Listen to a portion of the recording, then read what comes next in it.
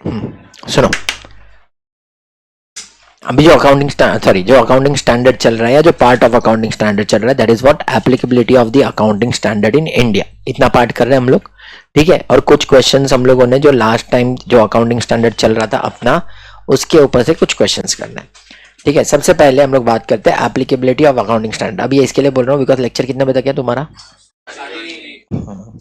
जब ये 2 पार्ट खत्म हो जाएगा मैं छोड़ देगा। हाँ, तुम थोड़ा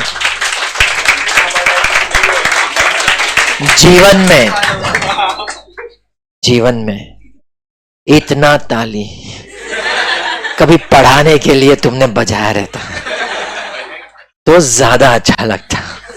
जल्दी छोड़ने के लिए ताली बजा रहे, मतलब अमालगमेशन किया, कंसोलिडेशन किया, इतना भारी भारी टॉपिक तुमको सिखाया, तब नहीं बजाया, खत्म हुआ। इंटेंशन जब मैं बोला ना तुम्हारा चैप्टर खत्म हुआ, वो पढ़ाने के लिए नहीं था। तुम सीए कर रहे हो, मैं हूं फ्रॉम लास्ट 13-14 ईयर्स।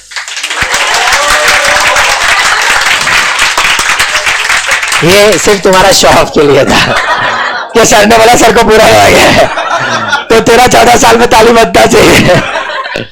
हाँ बस वही बोल रहा, वो फीलिंग वो पहुंच जाता है, वो शो ऑफ करने का दिखावा। हाँ वो कैसा होता है, वो कैसा वो नॉमिनेशन में, हाँ वही बोल रहा हूँ, वो नॉमिनेशन में 4-5 एक्टर का नॉमिनेशन होता है, कैमरा वो 4-5 जन पे रहता है, जो भी जीतता है वो खुश होके जाता है, बाकी 4 मनोमन तो गाली निकालते हैं, इंटेंशन तो, बट ताली तो बजाना।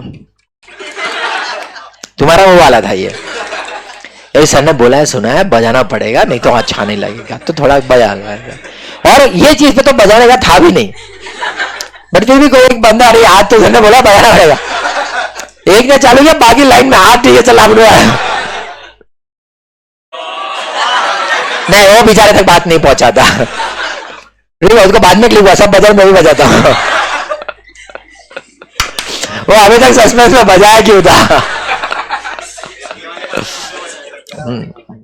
तो वो समझ में आता है। तो यहां पर सुनो जरा, द रीजन इज बिकॉज क्योंकि इसके बाद मेरे पास थोड़ा सा ही टॉपिक है, तो जब कोई लेक्चर्स के बीच में अगर सपोज जरूरत पड़ा तो मैं आ सकूं, इसके लिए वो थोड़ा सा स्कोप रखने का। अभी जब आपका डेफर्ड टैक्स वगैरह हो जाएगा फिर वो इंटरिम फाइनेंशियल रिपोर्टिंग वगैरह जो है वो आएगा एक पार्ट, तो इसके लिए जितना ये हो जाएगा ये वाला पार्ट और थोड़ा सा डिस्कशन कर लेंगे, उसके बाद छोड़ देगा, फिर वो 2:30 बजे भी खत्म हो सकता है।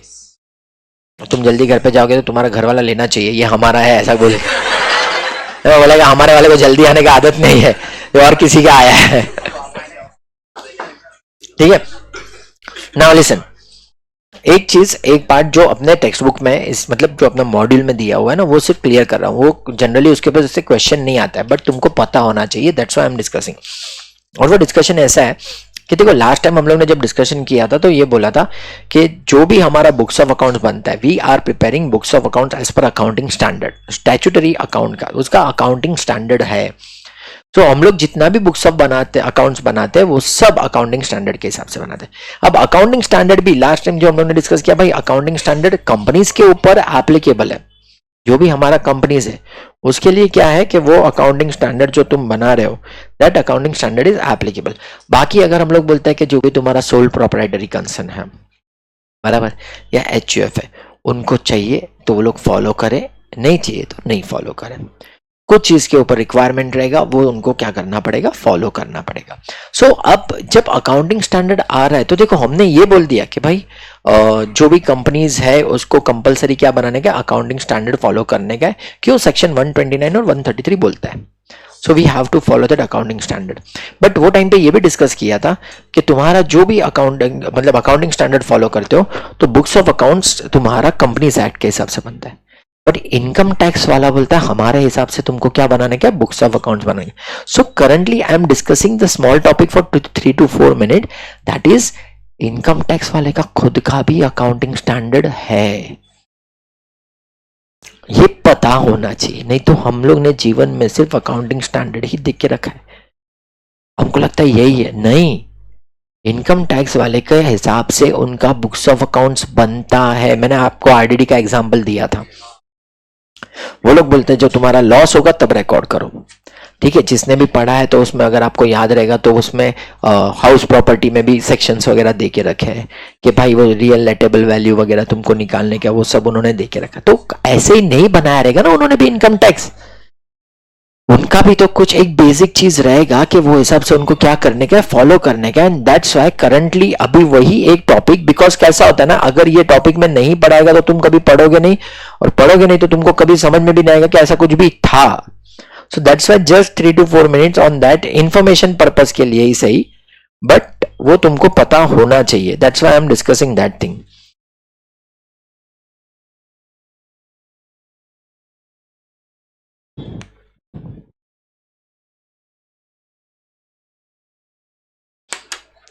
ठीक है, accounting standard and income tax act 1961, बराबर है। एक्ट तभी का ही है ना 1961 का, जिसने भी पढ़ा है। कंपनीज एक्ट 56, पार्टनरशिप एक्ट 1932, अभी कंपनीज एक्ट जो भी 2013 आया, और अभी वो लोग नया इनकम टैक्स रूल्स लेके आने के कगार पे है, ठीक है। तो वो आ जाएगा। तो ये जितना भी हम पढ़ रहे हैं या जितना भी जितने लोग पढ़ के फ्लैक्स मार रहे हैं, सब स्क्रैप। अगर वो एप्लीकेबल हो गया तो what I am saying that understand that thing very clearly, because सबसे ज्यादा सफर होता है सीए स्टूडेंट, सबसे ज्यादा सफर सीए स्टूडेंट। तुमने पढ़ लिया, सपोज ये लोग भी पढ़ लेंगे, ठीक है, ये लोग दोनों ने पढ़ लिया, कौन सा 61, फिर फाइनल में जाओगे, फिर तुमको 25 पढ़ना पड़ेगा, सेक्शंस अलग। सेक्शन में क्या होता है सेक्शन,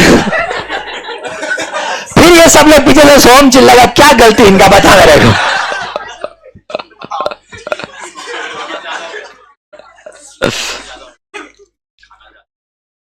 खाने के अंदर जो था ना वो ज्यादा, ठीक है। सो सेक्शंस वगैरह सब अलग, लिमिटेशन जो भी रहेगा सब अलग तुम्हारा। उसके बाद जो मतलब अंदर जो भी हम लोग बोलते हैं ना रूल्स डालेंगे, जो पुराने, देखो सबसे पहला बात तो उन्होंने 1961 को अभी तक खींच के क्यों रखा है ना, वो समझ में नहीं आ रहा है। हाँ, क्यों खींच के रखा है वो समझ में नहीं आ रहा है, बिकॉज 61 का एक्ट है। और दिस मतलब देखो स्टैट्यूटरी एक्ट होता है, जैसे कि अगर मैं बोलता हूं कि तुम्हारा कंपनीज एक्ट हो, ठीक है, उसमें कोई लिमिटेशन नहीं है, ठीक है। दूसरा पार्टनरशिप एक्ट, हाँ ये पार्टनर ऐसा बनो ऐसा करो चलेगा, बट ये तो तुम लोग डेली बेसिस मतलब हर साल के बेसिस पे तुम अमेंडमेंट लाते हो, ठीक है। उसमें तुम हर सेक्शन में थोड़ा थोड़ा चेंज करते हो, उंगली करते हो कि भाई इसको ये करने का, इसको ये करने का, इसको 61 से ऐसा अपन कैसा बोलता है ना, एक ऐसा अपने बुक है उसके ऊपर सेलोटेप मार के, व्हाइटनर मार के अपन लिखते जा रहे हैं, वापस व्हाइटनर मार के, फिर उसके बाद में वो प्रोविजो के अंदर भी कुछ नया लेके आएंगे, वो करते जा रहे हैं। अभी वो लोग बोलते हैं कि नहीं बस हो गया, कितना अमेंडमेंट लेके आया, कितना चेंजेस लेके आया, अभी पूरा नया। तो तुम सोचो, तुम सबने ऑलरेडी 61 पढ़ा हुआ है, अब तुम फाइनल में हो गए और इन्होंने डाल दिया बस अभी से। ये सबसे पहला सीखने का कार्यक्रम अपना आता है, सबसे पहले हम सीखते हैं। जैसे हमारे साथ आईएफआरएस हुआ था, मैं तुमको बोला था आईएफआरएस सीख रहे थे, आईएफआरएस सीख रहे थे, तुम्हारे साथ वैसे आएगा, तुम सबसे पहले ये सीखोगे, और वो भी तुम सीखोगे। अगर सपोज एप्लीकेबल हो भी जाता है ना, तो उसके बाद बहुत, जब नया कोई भी चीज आता है ना, उसमें बहुत सारे चेंजेस आते हैं, because when you apply that you come to know, अरे ये तो गड़बड़ है, उन्होंने बना दिया, देखो घर ऐसा पूरा रिनोवेट विनोवेट सब कर दिया, एकदम टकाटक दिख रहा है, फिर तुमने जैसे नल चालू किया उसमें से पानी नहीं आ रहा है, इधर का नल चालू करना उधर पानी निकल रहा है। इंजीनियर्स है ना, अपन दूसरे प्रोफेशन का मजाक उड़ा सकते हैं। हाँ ये तुम्हारे साथ भी होगा, ऐसा नहीं है। तुम आर्टिकलशिप में जाओगे, तुमको क्या लगता है तुम जो भी करने वाले हो सब सही करने वाले हो?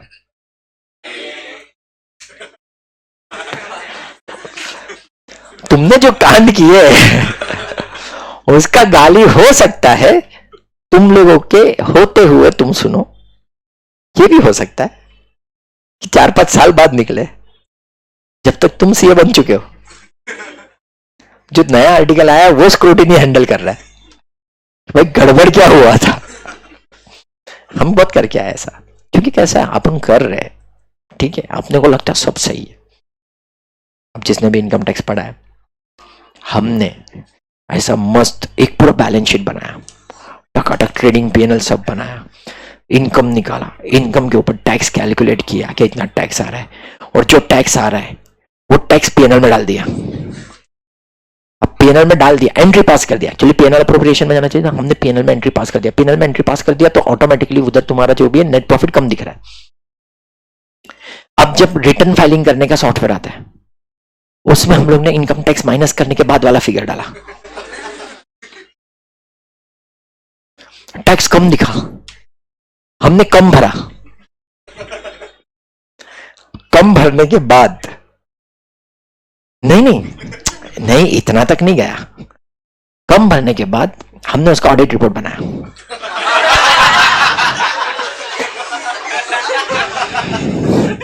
तो ट्रेडिंग पीएनएल प्रिंट मारा और टैक्स का चालान, ये गड़बड़ क्यों है। फिर हमको पता चला कि हमने क्या कांड किया। तो अब सर को तो बोल नहीं सकते कैसा हुआ है, टैक्स कम भराया है, मगर तब तक हम थोड़े इनोसेंट थे, तो डर डर के हम लोग गए सर के पास, सर देखो हमने टैक्स डाला इधर, उसके बाद प्रॉफिट कम हो गया, प्रॉफिट कम हो गया तो कम प्रॉफिट डाला, कम प्रॉफिट डाला तो अभी टैक्स कम, और उसने सामने वाले ने टैक्स कम भर दिया। अभी कंपनी को तो नहीं बोल सकते ना ये गड़बड़ हुआ। सर ने बोला एक्सपेंसेस बढ़ा दो।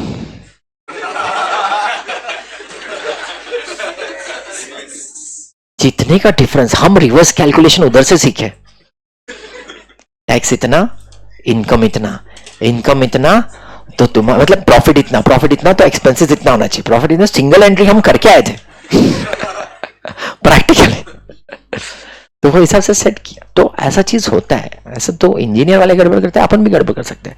सो जब हम लोग बोलते हैं यहाँ पर जो इनकम टैक्स एक्ट तुम पढ़ोगे डालोगे तो नया आने वाला है, सो ये इसके लिए बता रहा हूँ यहाँ पर कि तुम लोगों का इनकम टैक्स एक्ट के हिसाब से जो तुम्हारा बुक्स ऑफ अकाउंट्स बनता है उसका अलग ट्रेडिंग पैनल बनता है, जिसके लिए अलग से स्टैंडर्ड दे के रखा है। तो जो भी इनकम टैक्स ऑफिसर्स है दे आर से दैट कि उन लोग ने ये स्टैंडर्ड फॉलो किया है कि नहीं। While preparing the books of accounts, they have to check that whether you have followed that standard or not. हाँ, अब वो बात अलग है कि स्मॉल लेवल पे वो स्टैंडर्ड अपन फॉलो नहीं करते या फिर अपन उसको देखते भी नहीं है, बिकॉज बेसिक चीज अपने को मालूम है इनकम एक्ट में क्या क्या चीज तुमको डालना है, क्या क्या चीज नहीं करना है, बट एक्चुअली में तुमको पता होना चाहिए कि ऐसा कोई स्टैंडर्ड्स भी है। That's why I am saying that कि not only the accounting standard, we also have Income Computation and Disclosure Standard. Section 145(2) of 1968 empower the central government to notify official gazette time to time income computation disclosure standard to be followed by any classes of assets or any respective class of income. Accordingly, central government. But ये जब बात कर रहा हूँ, so it will be applicable to all. फिर तो बोलेगा हम अच्छे होता है हम नहीं करेगा, ऐसा नहीं होता है। It will be applicable to all. मतलब कंपनीज के पॉइंट ऑफ व्यू से सोचो, accounting standard as well as income computation and disclosure standard देखो। So when you see this ICDS 1,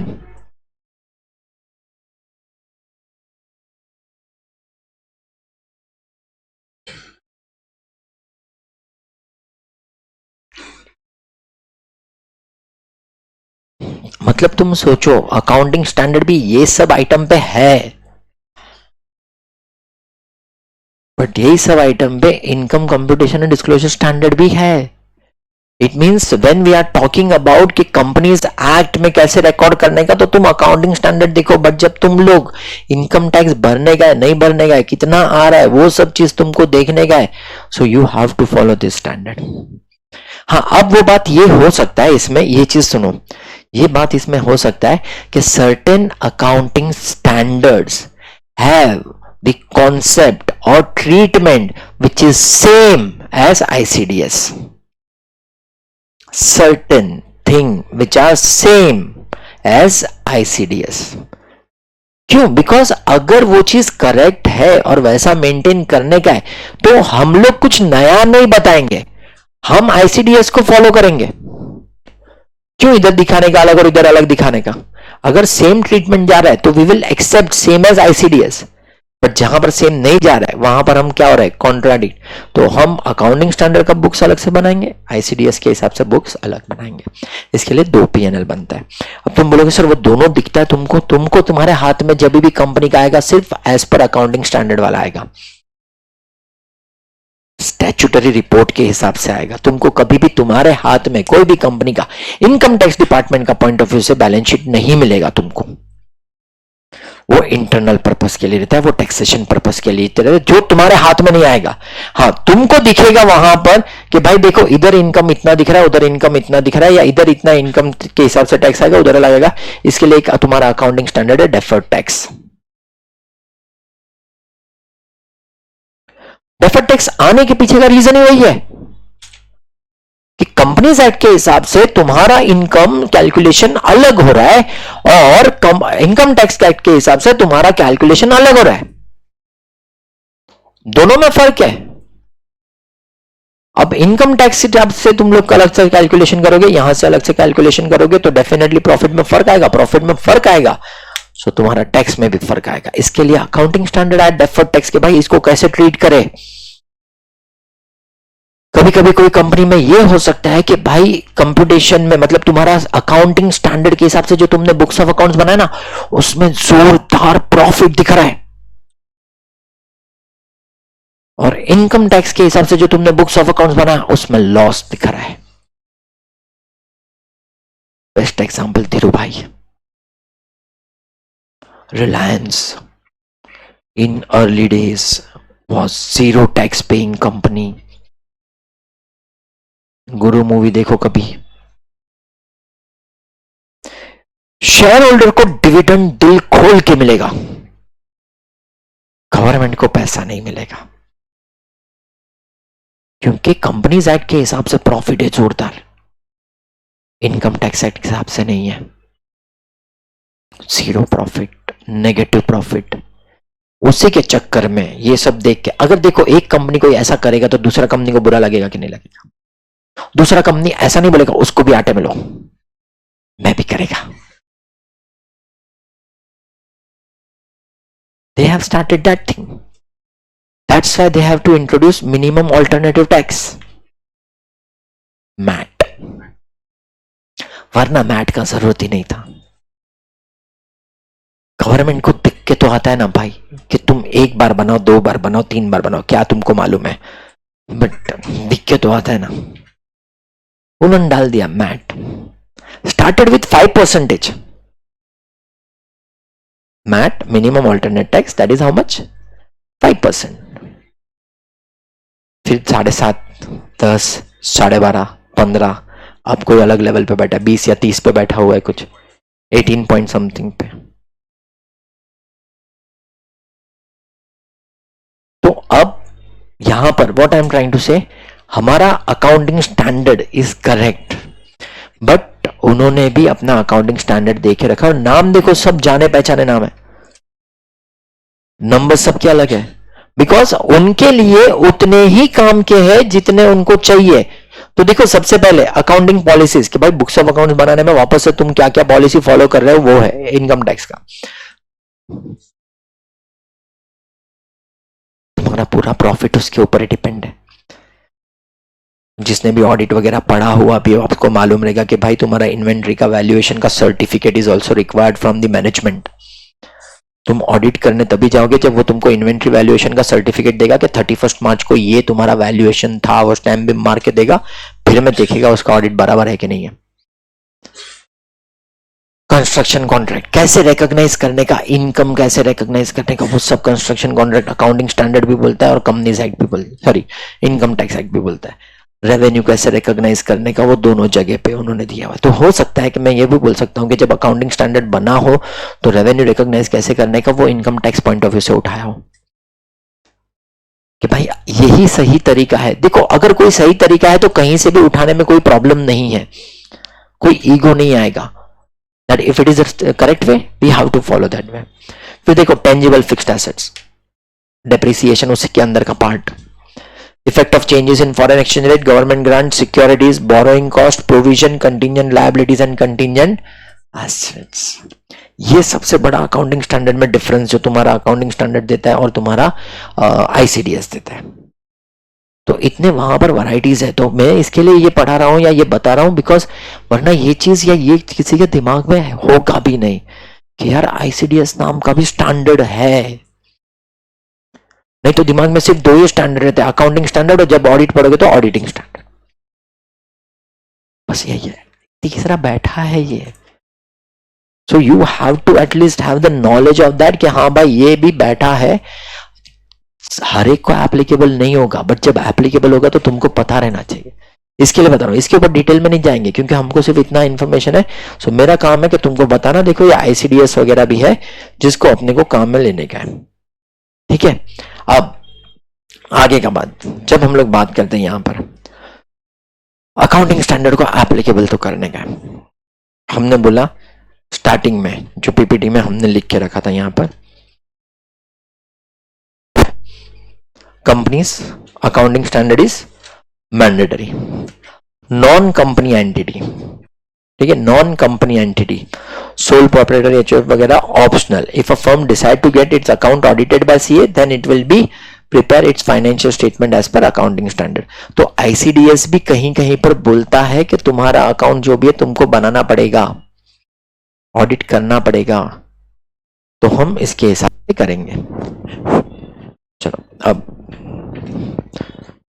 सिर्फ ऐसे जस्ट रीड कर रहा हूं बिकॉज उन्होंने देखे रखा है, अदरवाइज पीपीटी में है शॉर्ट में बट वो पीपीटी में मेरे को कहीं ना कहीं पर लगता है कि अगर मैं वो शॉर्ट में डालेगा तो उतना मजा नहीं आ रहा है जितना पढ़ाने को आता है, कुछ इंपॉर्टेंट चीज ही डाला हुआ है वहां पर।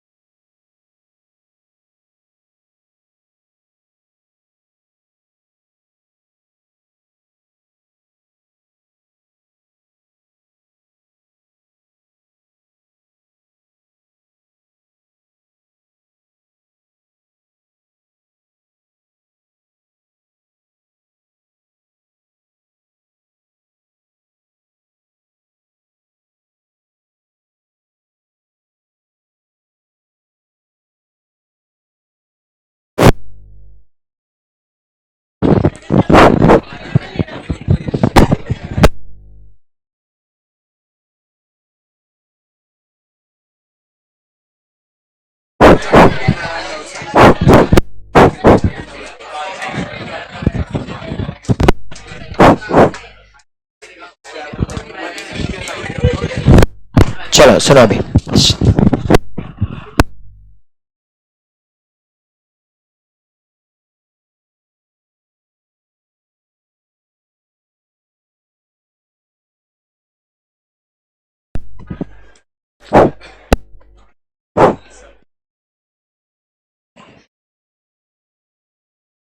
क्या फायदा 35 देने का हर डाउट में।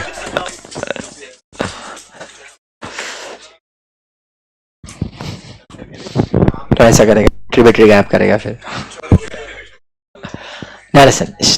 चलो, जैसा हम लोग ने बोला कि तुम्हारा जितना भी कंपनीज है उसके ऊपर एप्लीकेबल है और बाकी के सब के ऊपर मैंडेटरी नहीं है, ऑप्शनल है। ठीक है, अब जरा यहाँ पर ध्यान से देखना ये सब चीज जो उन्होंने देखे रखा हो, बिकॉज ये सब वर्डिंग्स पता होने चाहिए।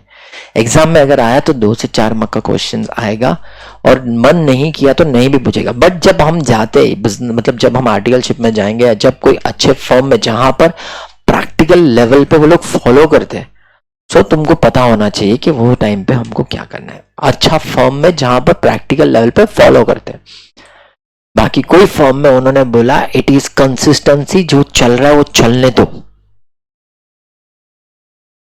मत लगाओ, तो जैसा चल रहा है वैसा चलने देने का। बट यू कैन आइडेंटिफाई, अगर तुमको ऐसा ज्यादा रहेगा तो तुम आइडेंटिफाई कर सकते हो कि सर देखो ये चीज का गड़बड़ है, ऐसा चीज होना चाहिए। बट जनरली होता नहीं है, बिकॉज वो लोग बोलते हैं जैसा चल रहा है चलने दो, कुछ कीड़ा करेगा, कुछ गड़बड़ हुआ तो वापस तुम्हारे ऊपर आएगा। तो उनका फंडा रहता है। Applicability of the accounting standard for the purpose of compliance of the accounting standard, ICI issued an announcement on what, see criteria for classification of entities and applicability of the accounting standard। तो उन्होंने वहां पर clarification दिया क्योंकि किसके ऊपर applicable होगा, कैसे एप्लीकेबल होगा, क्या करने का है। So they have given that information and what they have said that as per the announcement entities are classified into 4 level, ठीक है, level 4, 3, 2 as per said referred to as micro, small and कौन सा वाला entity बोला उन्होंने, level 4, level 3 और level 2। इसको क्या बोला, माइक्रो, स्मॉल एंड एमएसएमई बोलते हैं उसको शॉर्ट फॉर्म में। ठीक है, और बहुत सारा एमएसएमई जो भी है, अभी हम लोग बोलते हैं ना लास्ट 3-4 साल में बहुत सारे एमएसएमई आ भी रहे, वो लोग भी अपना शेयर लिस्ट करते हैं।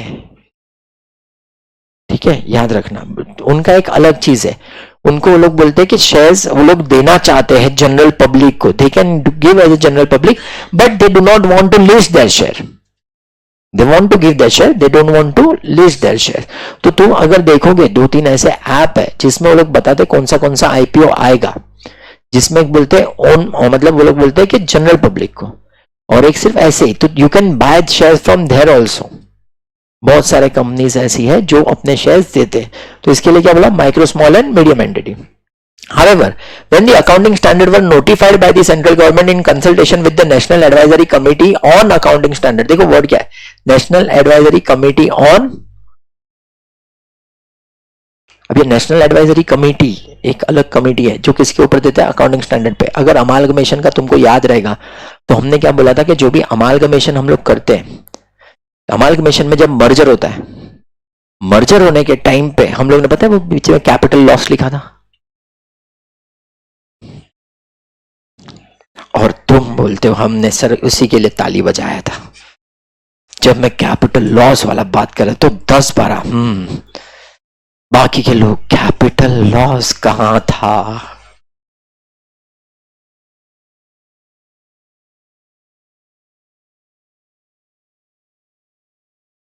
जब थर्ड एंट्री पास करते हैं एसेट्स और लायबिलिटीज एंड कैपिटल या सॉरी रिजर्व सब ठीक और करते हैं तो डिफरेंस आता है, वो डिफरेंस को हम लिखते थे कैपिटल लॉस में। फिर वो कैपिटल लॉस को हम लोग एडजस्ट करते थे जनरल रिजर्व, पीएनएल वगैरह। वहां पर जनरल रिजर्व भी यूज करने का, पीएनएल भी यूज करने का, क्या यूज करने का, तो मैंने उधर एक्सपर्ट एडवाइजरी कमेटी बोला था, national advisory committee on accounting standard. उन्होंने बोला देखो ये सब यूज करने का, अकाउंटिंग स्टैंडर्ड में डाला you can use the reserves of what, selling company and purchasing company, या transfer company and transfer company, तुम रिजर्व्स यूज कर सकते हो। फिर लोगों को पीछे से क्वेश्चन आया सर रिजर्व्स तो यूज करने का, मगर पहले कौन सा और किसका। मैंने बोला ना जब तुम एप्लीकेबल करना स्टार्ट करते हो फिर बहुत सारा क्वेश्चंस आता है। अकाउंटिंग स्टैंडर्ड बनता है ना, तो अकाउंटिंग स्टैंडर्ड का जो हम लोग बात करते हैं, अकाउंटिंग स्टैंडर्ड जैसे ही बनता है तो इसमें अकाउंटिंग स्टैंडर्ड बोर्ड में सिर्फ और सिर्फ चार्टर्ड नहीं है, चार्टर्स है, कंपनी सेक्रेटरी है, एलएलबी है, एक्स सुप्रीम कोर्ट के जजेस वगैरह रहते हैं या हाई कोर्ट के जजेस वगैरह रहते हैं, सब रहते हैं। बिकॉज अकाउंटिंग स्टैंडर्ड सिर्फ ये नहीं बताता है कि तुम्हारा अकाउंटिंग ट्रीटमेंट कैसा होना चाहिए, ये अकाउंटिंग ट्रीटमेंट का इंपैक्ट बाकी सब जगह पे कैसा होगा वो भी तो देखने का है।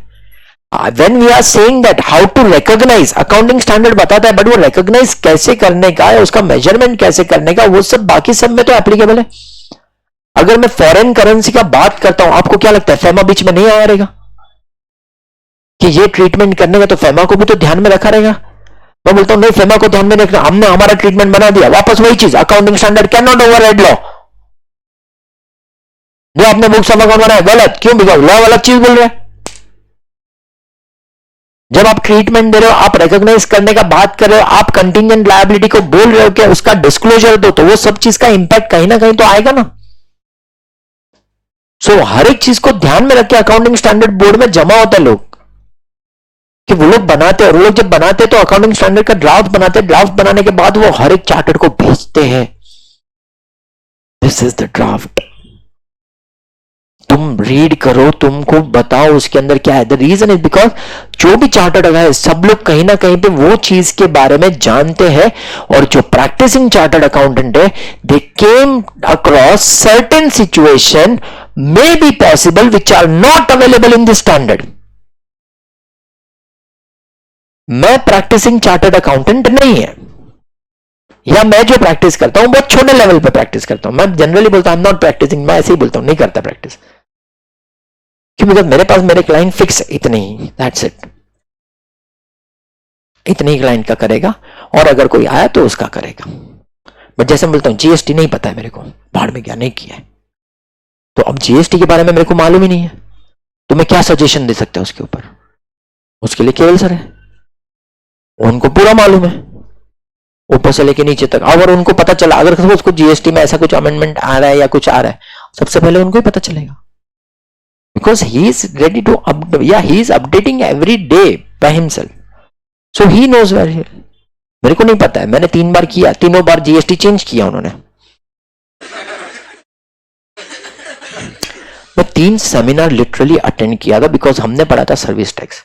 मैं बोला जीएसटी नया आ रहा है, मैं करेगा। मैं गया, 7-7 दिन का, 4-4 दिन का ऐसा सेमिनार वगैरह लेता है, सुबह 10 से लेके 5, 10 से 5, 10 से 5 सब पढ़ा। और कैसा होता है ना, हम लोग का अभी देखो आदत ऐसा हो गया ना, हम लोग जाएंगे ना 10 से 5 इज्जत से पढ़ने के लिए जाएंगे, बट आजू बाजू में ऐसे लोग दिखते हैं ना हमको, ठीक है, सब जगह पे रहते हैं ऐसे लोग। तो वो कैसा है, अभी अपन देखो एज अ प्रोफेसर अपन क्या चाहते हैं, सब स्टूडेंट पढ़े, उधर जो पढ़ाने को आया है, जो सिखाने को है, वो भी क्या चाहता है, सब पढ़े।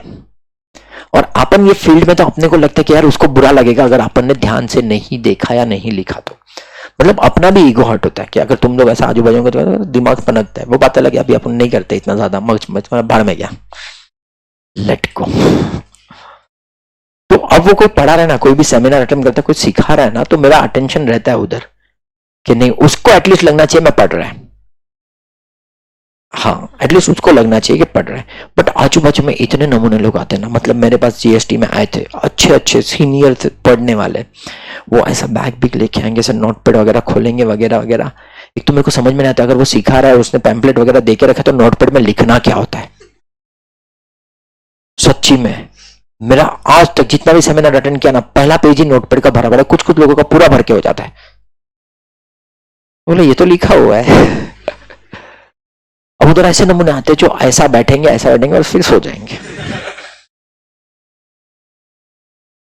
मैंने ऐसे 3 सेमिनार अटेम्प्ट किए जहां पर जीएसटी में जितना भी, क्योंकि नया आया था, सीखा, जीएसटी सीखेगा, ये है मतलब जो रिवर्स मैकेनिज्म वगैरह सब धीरे धीरे धीरे धीरे धीरे करेगा, सब सीखा पहला चीज। फिर पता चला गवर्नमेंट ने उसमें चेंज लाया एंड ड्रास्टिक चेंज आया, बोला दूसरी बार भी सीखेगा, तीसरी बार सीखा, फिर वापस से चेंज आया। जितना भी जीएसटी का मटेरियल था, पहला मटेरियल से दूसरा मटेरियल, दूसरा से तीसरा, बड़ा बड़ा चेंजेस उसके अंदर, तीनों मटेरियल को जमा किया और रद्दी में दे दिया। बोला आज से अपन ने, मतलब अपन बोलते ना ऐसा, उसके नाम का नहा लिया मैंने। जिसको समझ में आया ये सेंटेंस बहुत डीप मीनिंग है उसका, उसके नाम का नहा लिया है, जीएसटी से दूर है व्यापन, तो नहीं आता है। तो अब जो प्रैक्टिसिंग चार्टर्ड अकाउंटेंट है सबको ड्राफ्ट चाहता है, या हर एक चार्टर्ड अकाउंट को ड्राफ्ट जाता है। अब जिसमें हिम्मत तो वो ड्राफ्ट पढ़ने का है, जिसको लगता है कि हाँ यार ये काम का चीज है, वो ड्राफ्ट रीड करता है। And if he came across certain practical problem, तो वो सिचुएशन भेज देता है, वो बताता है कि देखो ये भी क्रिएट हो सकता है, ऐसा भी चीज आ सकता है, या जो आपने सॉल्यूशन दिया है वो सॉल्यूशन बराबर नहीं है, आपने ट्रीटमेंट दिया बराबर नहीं है। वो सबके ऊपर लिटरली डिस्कशन होता है।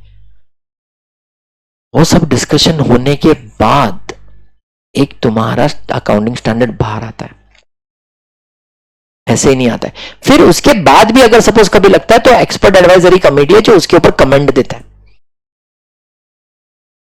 कि ऐसा चीज करने का। एसओप वगैरह आपने सीखा है ना, एसओप जो भी है वो कंपनीज एक्ट में था ही नहीं। आपको क्या लगता है 1961 में किसी को मालूम रहेगा एसओप नाम का चीज दिया जाएगा? सॉरी 1956 में आपको लगता है एसओप नाम का चीज दिया जाएगा? एम्प्लॉय को अपन शेयर्स बांटेंगे, फ्री में बांटेंगे, कम प्राइस पे बांटेंगे, आपको लगता है था? अगर वो था ही नहीं, सिचुएशन किसी के दिमाग में ही नहीं था, आपको लगता है एक्ट ने उसके अंदर डाला रहेगा वो चीज? बट कहीं पर नहीं देने का प्रोविजन भी तो नहीं था ना। अब हम बोल रहे हैं हम देना चाहते हैं, अब तुम देना चाहते हो तो उसका रिकॉर्डिंग करने का है। रिकॉर्डिंग करने का तो कैसे रिकॉर्डिंग करेगा? तो उसके लिए कोई अकाउंटिंग स्टैंडर्ड भी नहीं है, और इतना चीज के लिए कोई अकाउंटिंग स्टैंडर्ड नहीं। तो अकाउंटिंग स्टैंडर्ड नहीं, उसके लिए उन्होंने दिया गाइडेंस नोट्स। कौन देता है? ये लोग ही देते हैं। They give guidance notes. Guidance notes मतलब क्या है? If you are giving ESOP, you have to follow this. Guidance notes entry ऐसा ही जाएगा, सेम तरीके से सबके लिए। वहां पर एक उन्होंने क्या करके लिया, पॉलिसी बना के रखा, ऐसे एंट्री बनाओ। इसके लिए पता है ESOP आउटस्टैंडिंग अकाउंट बनाते हैं। यार कितने खराब लोग हो तुम लोग।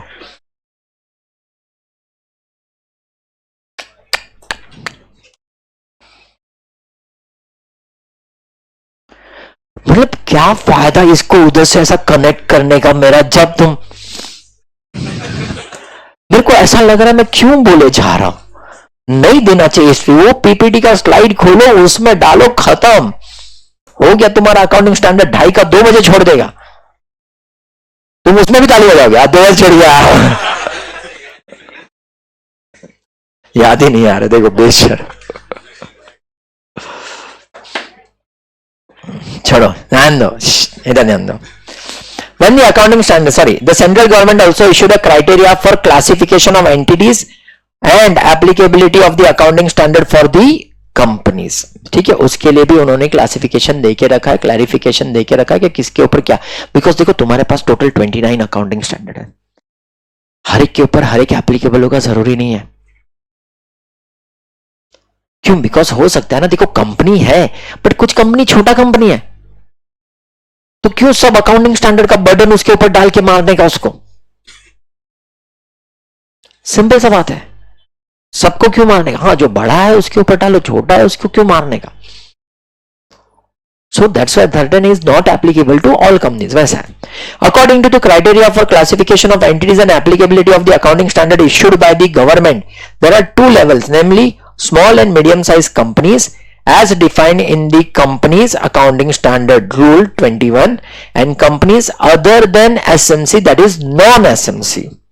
Non-SMCs are required to comply with the all accounting standard. देखो क्या बोला, non-SMCs are required to comply with all accounting standard in their entirety.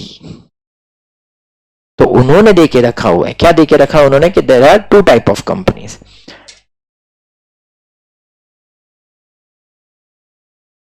Non एसएमसीज और क्या है एसएमसी। ये डायरेक्ट ये स्लाइड डाल के बात कर सकता था मैं। देखो 2 टाइप का कंपनी होता है, पता होना चाहिए कहां से आया। इसके लिए उधर गया हूं मैं बोला ना, मैं ये सब डिस्कस करने का मतलब नहीं था, मेरे को स्लाइड यही डालने का तो पहला, बट मैं उधर जाके आया because you have to know that कि भाई क्या चल रहा है वहां पर।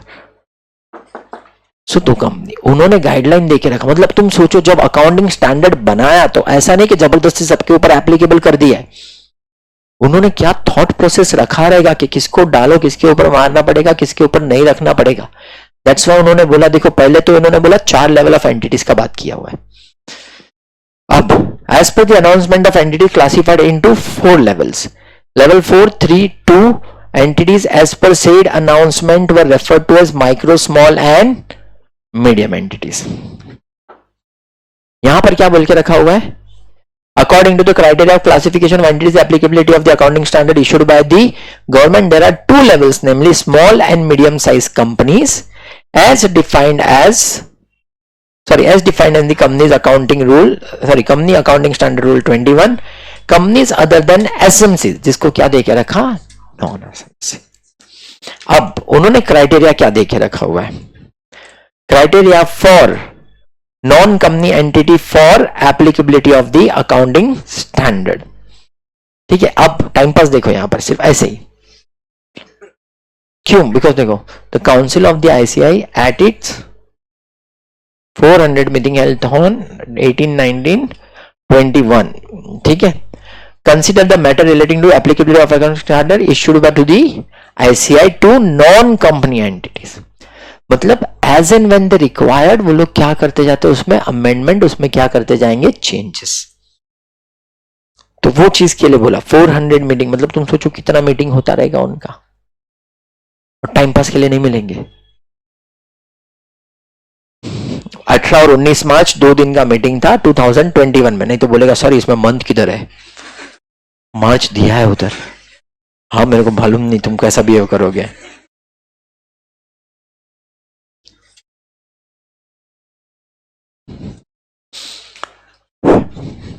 Accounting standard to non-company entity shall come into effect in respect of accounting period commencing on or after 1st April 2020. उसके लिए उन्होंने ये चीज देके रखा हुआ है डिटेल में. For the purpose of applicability of the accounting standard, non company entities are classified into. Non company entities को कितने में बांटा है? 4. Level 1, 2, 3 and 4.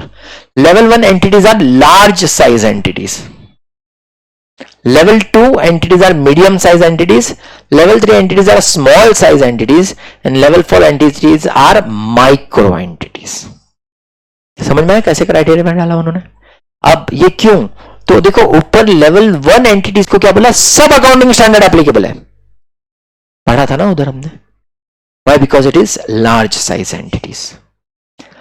Level 2 medium, small, micro.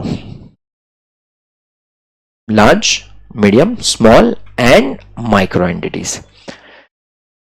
Level 4, 3 and 2 entities are referred as micro, small and medium size entities. That's क्या बोल के रखा? MSME. The criteria for classification of non-company entity into different level is given in Annexure 1. ठीक है, वो नीचे Annexure जो भी आएगा वो. फिर उसके बाद देखो क्या दिया. The term small and medium enterprises and SMCs used in accounting standards shall read as micro, small, medium size entities, that is MSME respectively. तो उन्होंने क्या बोल किया? स्मॉल मीडियम साइज एंटिटीज को अब अकाउंटिंग स्टैंडर्ड में क्या पढ़ेंगे? MSME. चेंज लाया, नया वर्ड. तो जहां पर भी उन्होंने डाला रहेगा वो चेंज करने के लिए information. Level 1 entities are required to comply in full accounting standard. Certain exemption relaxation have been provided to level 2, 3 and 4 non-companies entities. Applicability of accounting standard and exemption relaxation to such entities are given in. तो कौन सा उनके ऊपर applicable नहीं है वो भी उन्होंने दे के रखा हुआ है कि this accounting standard is not applicable to them.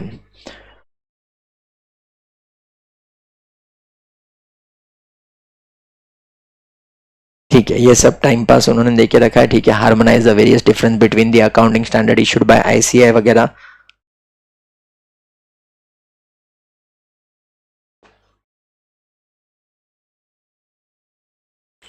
अब ये सिर्फ तुमको बाद में काम आएगा. देखो क्या दिया. This announcement is not relevant. वो जो अनाउंसमेंट अपन पढ़े ना 1, 2, 3, 4, this is not relevant for non company entity वो may be required to follow. तो जिनको इंड एस फॉलो करने का है उनको अकाउंटिंग स्टैंडर्ड तो आएगा ही नहीं. तो ये अनाउंसमेंट जो भी है लेवल 2, लेवल 3, लेवल 4, लेवल 1, ये सब का मगजमारी करने का ही नहीं है। तो सोचो जब उन्होंने डाला ये सब स्टेटमेंट तो ये भी लिखना पड़ता है कि भाई जो इंड एस फॉलो कर रहा है वो लोग इंड एस फॉलो करो, ये तुम्हारे लिए एप्लीकेबल नहीं होगा।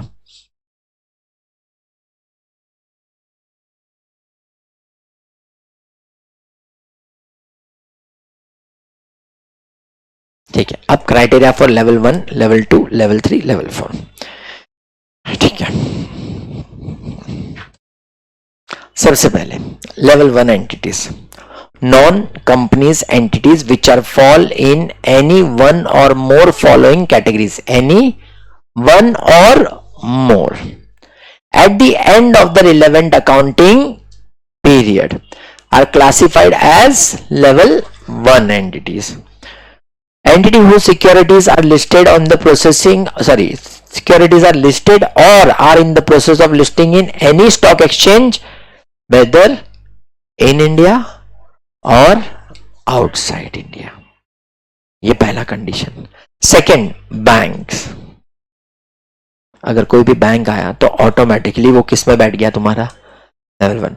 Bank including cooperative banks, financial institution और एंटिटीज कैरिंग ऑन इन, तो देखो एक पूरा सेक्शन ही आ गया, बैंक आ गया, इंश्योरेंस कंपनी आ गया, वो सबके ऊपर automatically level 1 entities whether they are company और नॉट, लेवल 1 एंटिटीज में बैठ गया तो अकाउंटिंग स्टैंडर्ड क्या हो गया, एप्लीकेबल हो गया।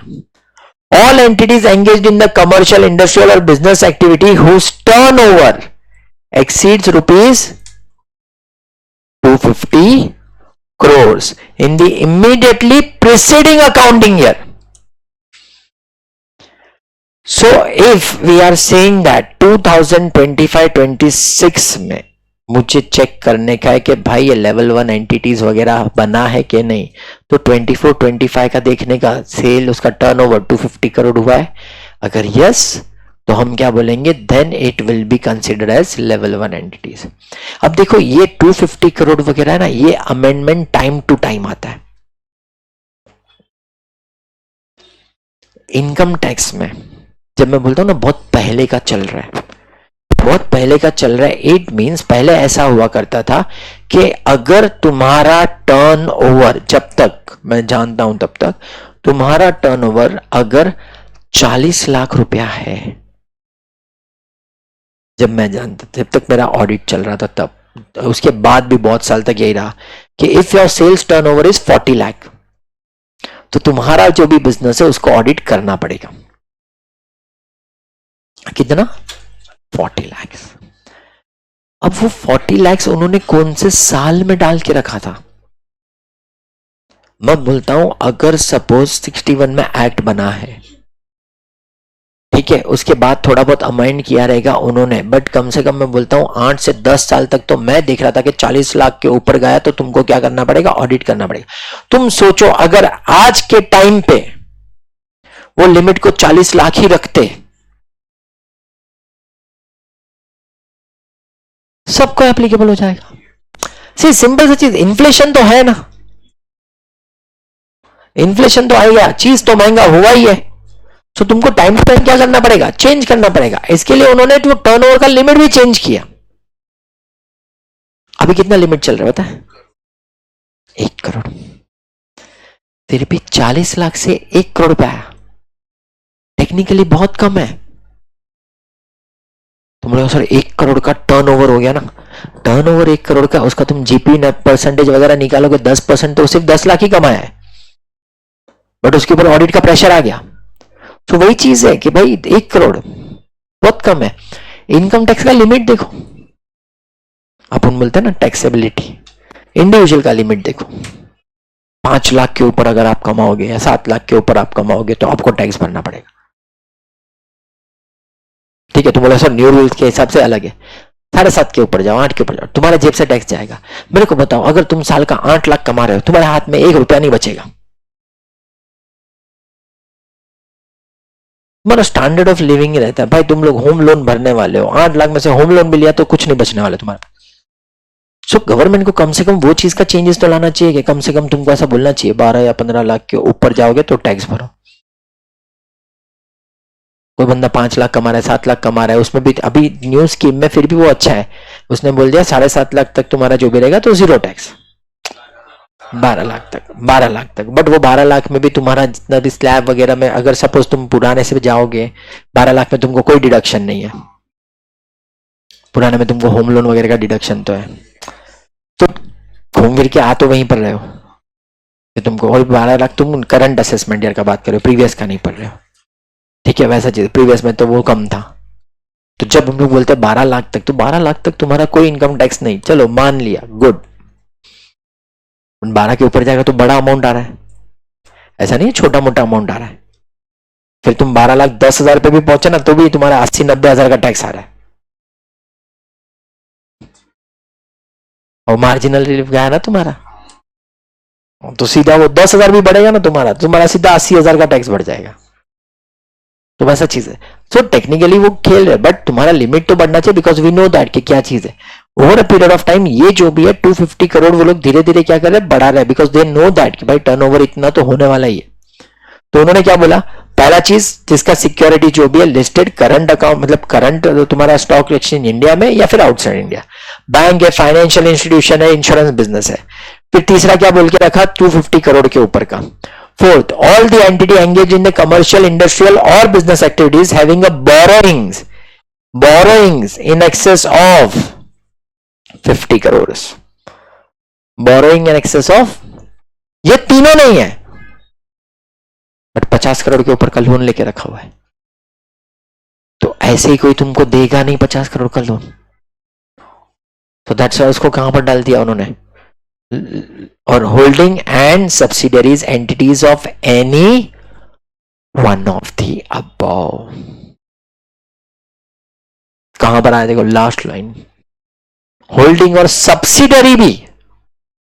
अगर ये चारों में से तुम किसी का सब्सिडरी भी हो तो भी तुम किसमें बैठ गए, लेवल 1 के अंदर। तो you should be continue as a level 1 entities.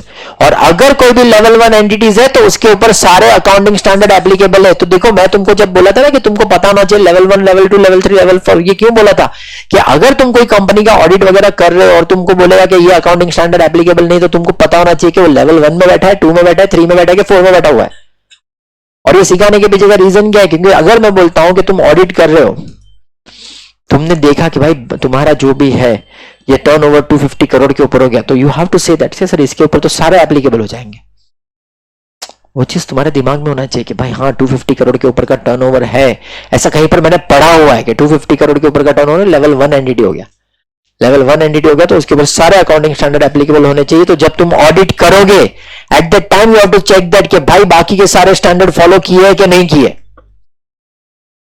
अपना काम है भाई ऑडिट करने के टाइम पे उसका जो भी गलती है वो पकड़ के उसको बताना, बट वो तब हम कर सकते हैं जब हमको पता हो कि भाई क्या गलती हो रहा है।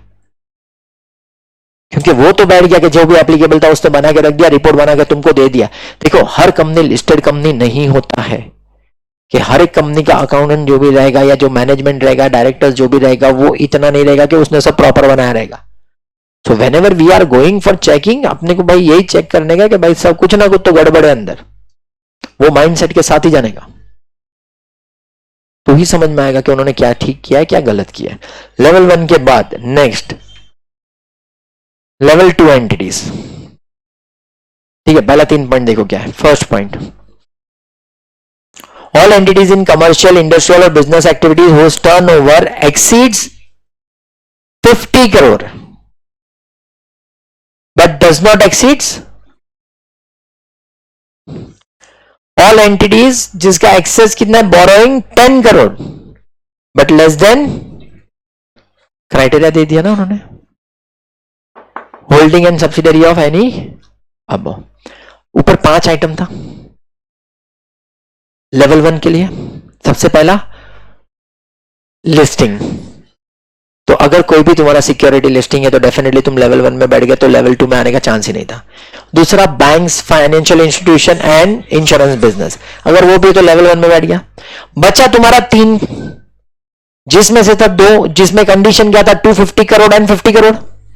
तो जहां पर वो लिमिट है अमाउंट का, डेफिनेटली अभी उसकी वजह से ही बाइफरकेट होगा। अब उसके वजह से बाइफर्केट हुआ, तो यहां पर क्या बोला, 50 करोड़ से 250 करोड़ के बीच का रहेगा तो हम क्या बोलेंगे, लेवल 2 एंटिटीज। 10 करोड़ से 50 करोड़ के बीच का रहेगा तो हम क्या बोलेंगे, लेवल 2 एंटिटीज। और अगर इन दोनों में से किसी का भी होल्डिंग सब्सिडरी है तो वो क्या बन जाएगा, लेवल 2 एंटिटीज। अब डेफिनेटली जब तुम लेवल 3 पे आओगे तो फर्क सिर्फ वो दो ही एडजस्टमेंट में आएगा। Level 1 250 crore, level 2 50 to 250, level 3 10 crore. 10 crore से कितना, उधर 10 करोड़ का लिमिट था तो यहां पर क्या बोला, 2 crore excess, more than 2 crore, less than 10 crore holding and subsidiary. अब बचा कौन सा, लेवल 4। सबसे बेस्ट। देखा, ऐसे चीज पे भी ताली बजाते हैं लोग, और मेरे को मालूम पहला कौन बजाया।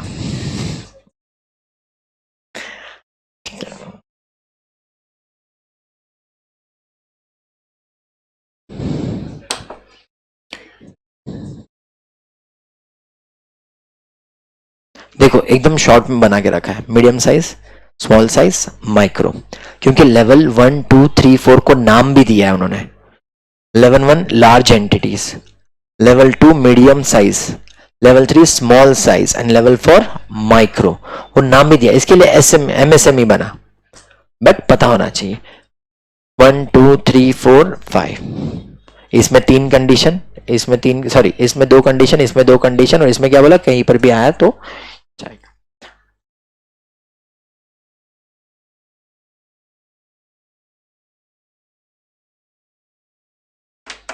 लिखो ये।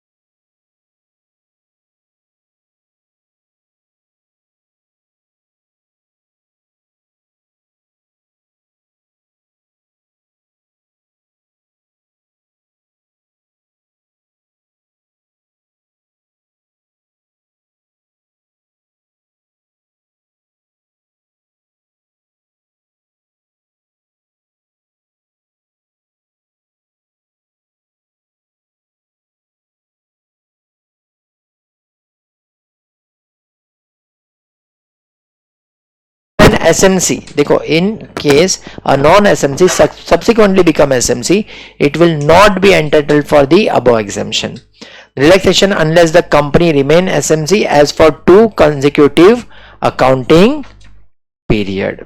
तो देखो क्या बोला, ये एसएमसी का बात चल रहा है कि जो भी एसएमसी है, स्मॉल मीडियम कंपनीज वगैरह जो भी है, उसके ऊपर कुछ अकाउंटिंग स्टैंडर्ड एप्लीकेबल नहीं है. बट सपोज कोई नॉन एसएमसी है, वो अगर एसएमसी बन जाता है, जिसका 250 करोड़ का टर्नओवर नहीं हो रहा है, तो अब हम लोग बोल रहे हैं कि यार एसएमसी में से उसको नीचे आ रहा है, या फिर उसका टर्नओवर नहीं हो रहा है, या लोन कम हो गया वगैरह जो भी है, तो हम क्या बोलेंगे, तो हम क्या बोलेंगे कि यार अभी उसके ऊपर एप्लीकेबल नहीं होगा अकाउंटिंग स्टैंडर्ड. उन्होंने क्या बोला, 2 कंसेक्यूटिव अकाउंटिंग ईयर तक अगर सपोज वो नॉन एसएमसी रहा तो अकाउंटिंग स्टैंडर्ड उसके ऊपर एप्लीकेबल नहीं होंगे. ठीक है, ये कोडक वगैरह जो भी है, कोविड-19 पे पीवीआर वगैरह का जो भी सिचुएशन था, जो थिएटर वगैरह था उनका सिचुएशन जो भी था, तो वो लोग जो भी है वो निकल गया. ये कोडक वगैरह पता है कंपनी कैमरा बनाता था, रोल बनाता था कंटिन्यूअसली, उसका जीवन उसी पे चल रहा था. फिर उसके बाद वो डिजी कैम वगैरह भी बनाने लगे. ठीक है, वो अपन बोलते हैं हैंडी कैम बनाने लगे, डीजी कैम बनाने लगे, वो सब बनाए, क्वालिटी भी बहुत अच्छा देने को लगे. बट फिर आया मोबाइल फोन्स. जैसे ही मोबाइल फोन्स आया तो देखो, अब अगर आप घूमने भी जाते हो, कौन डीएसएलआर लेके घूम रहा है? हार्डली कोई, हार्डली कोई लेके, मतलब मेरे पास भी था डीएसएलआर. ठीक है, मैं उससे, मेरे को बहुत अच्छा लगता था फोटो क्लिक करने का, तो और जिसको अच्छा लगता है वो डीएसएलआर लेके क्लिक भी करेगा, बट फिर बाद में उसको निकाल के उसको डाउनलोड करने का, या उसको पेन ड्राइव में डालने का, उसको मोबाइल में डालने का, ये सब का मगजमारी उन्होंने किया भी, बहुत ट्राई किया, but over a period of time अब उसको कैरी करने का भी तो झंझट है. और जब तुमको मोबाइल में अच्छा कैमरा दे रहा है तो कौन क्यों रखेगा? फिर सिर्फ अभी वो डीएसएलआर में बड़ा बड़ा लेंस लेने का उसका अलग से खर्चा. सो दैट्स वाई धीरे धीरे धीरे करके वो देखो, वो कंपनी बहुत सालों तक उन्होंने प्रॉफिट कमाया है, बहुत साल चला वो, बट अब वो कंपनी में प्रोडक्ट आ ही नहीं रहे. क्यों? बिकॉज अब कोई खरीदेगा भी नहीं. तो धीरे धीरे उसका जो भी है टर्नओवर क्या होने को लग गया, कम हो गया. ठीक है, अब ये पीवीआर वगैरह जो भी हम लोग बोलते हैं 90, मतलब कोविड जैसे ही आया तो देखो बहुत सारा होटल्स वगैरह जो रहेगा वो कोविड में चल ही नहीं रहा था. ठीक है, मूवी थिएटर वगैरह में टर्नओवर हो नहीं रहा था. उन्होंने बाद में मूवी थिएटर भी चालू किया था, तो बोला था कि एक छोड़ के एक बिठाएंगे.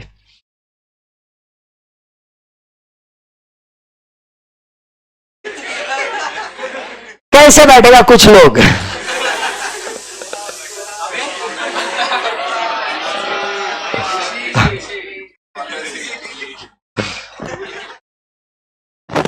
दुनिया में, दुनिया में देखो सिंपल सा बात है, मूवी देखने के लिए लोग जो जाते हैं वो दोपहर को 2 बजे से लेकर रात का शो तक जाते हैं.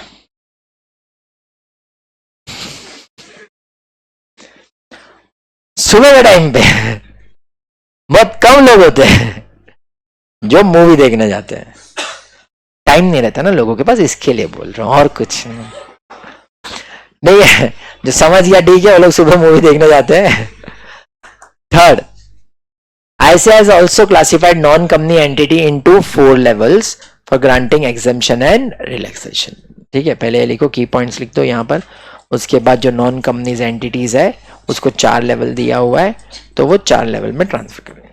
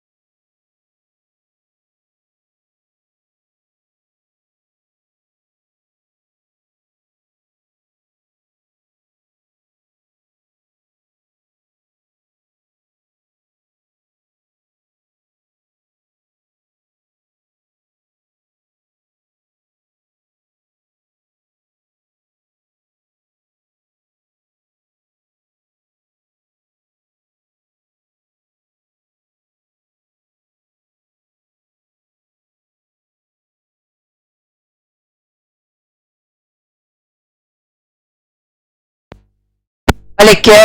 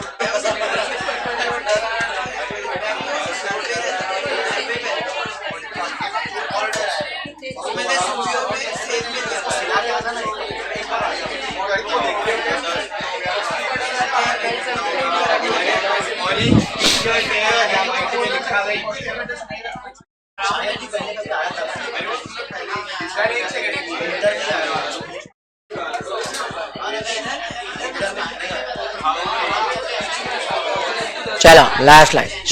Level 1 entities are required to comply with full accounting standards. Certain exemptions have been provided to level 2, 3 and 4 for non-companies. In case level 1 subsequently become level 2 or level 3 or level 4, it will be not be entitled for above exemption relaxation unless the company remain as level 2, 3 or 4 for 2 consecutive years. ठीक है, ये शायद लिखा हुआ भी था पहले मगर फिर भी एसएमसी वाले का था वैसे सेम यहाँ पर.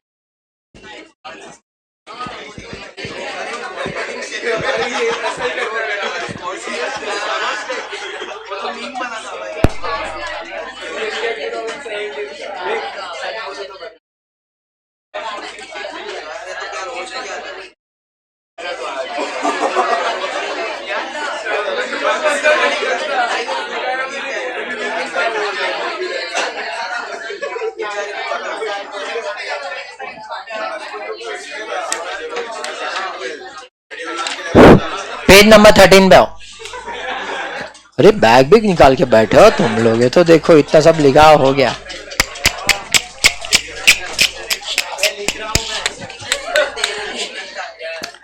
पेज नंबर 13 पे question number 2, question number 3।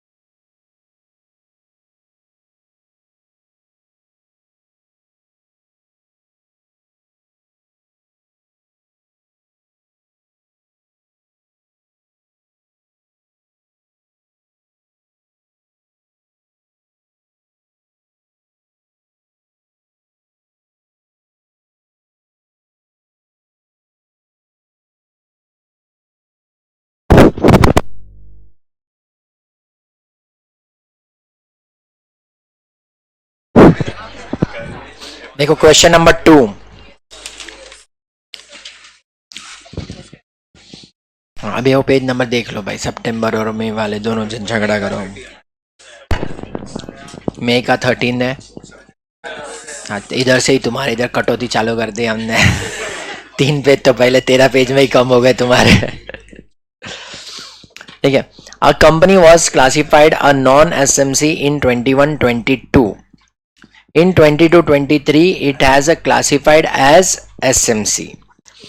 The management decided to avail the exemption or relaxation available for SMC in 22-23. However, the accountant of the company does not agree with this same. Main intention क्या है? कितने साल होना चाहिए? 2 consecutive years. अगर वो रहेगा तो ही तुम उसको कंसिडर कर सकते हो। ठीक है, एक ही लाइन था उसके लिए हम लोग ने जो यहाँ पे लिखा। ठीक है, वो एसएमसी के लिए भी वही सेम लाइन लिखा था, 2 कंसेक्यूटिव ईयर्स। ठीक है, फिर अब क्वेश्चन नंबर 3 देखो क्या दिया है। चेक करो भाई, पता चला उसमें गायब हो गया, क्वेश्चन नंबर 3 नहीं है ना। An organisation whose object are charitable or religious believes that accounting standards are not applicable to it since only a very small proportion of its activities are business in nature. Comment ऐसा उन्होंने दिया हुआ है। पता है, एक ही sentence लिखा था कि अगर छोटा सा भी अगर तुम्हारा बिजनेस ऑर्गेनाइजेशन का पार्ट तुम्हारा क्या है, अगर कमर्शियल है, then entire not for profit organization should be considered, has to follow accounting standard. ठीक है, क्वेश्चन नंबर 1। आवाज क्या कर रहे हो? 2.5 तो अपन ने बोला था कि उतना तो मिनिमम होगा, मिनिमम वाज देयर। ठीक है, हाँ। XYZ with a turnover of 50 crore during the previous year and a borrowing of rupees 1 crore during any time in the previous year wants to avail the exemption available to adoption of the accounting standard applicable to the companies for the year ended 31st March 2012. ठीक है, अब उसको एक काम करो 2000, हाँ उसको change करके 2022 कर दो, क्योंकि रूल 21 का है। थोड़ा सा मॉडिफाई कर लो उसे।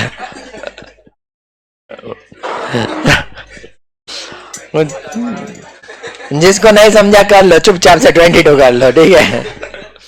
जिसको समझ में आ गया वो मेरे जैसा हैंग हो जाएगा पढ़ते पढ़ते, ये क्या हो रहा है इधर। Advise the management on the exemption that are applicable as per the company's accounting standard rules 2021। ठीक है, तो अब जो सबसे इंपॉर्टेंट चीज क्या था, तो देखो उन्होंने 5 पॉइंट भी दे के रखा है। हम लोग को जब ऐसा अकाउंटिंग स्टैंडर्ड में लिखने का कि एप्लीकेबल है कि नहीं, क्या कौन सा चीज एप्लीकेबल होगा कौन सा नहीं होगा, सो इसके लिए देखो आंसर को गो थ्रू करो, वही 5 पॉइंट जो तुमने नोटबुक में लिखा हुआ है वो वहां पर आया है, और उसके बाद लास्ट में दे हैव गिवन द कंक्लूजन। एक बार गो थ्रू करो वो सारा चीज। हो गया, मतलब पढ़ा नहीं मगर हो गया बस।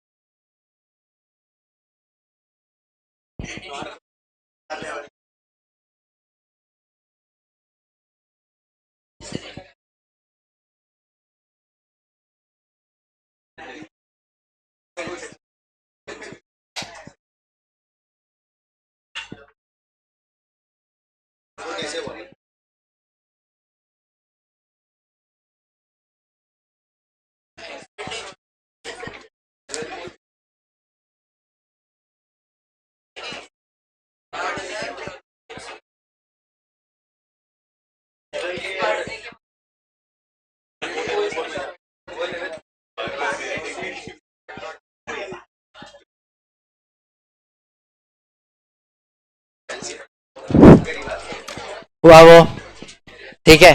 सो अब अगले लेक्चर में जब भी मिलेंगे वो टाइम पे आगे का जो एक पार्ट बाकी है, कुछ तो कैपिटल कमिटमेंट वो जो पार्ट बाकी है वो, और जो भी हमारा नया अकाउंटिंग स्टैंडर्ड रहेगा उसके लिए डिस्कस करेंगे, ठीक है। चलो बाय। निकलो, दफा हो जाओ।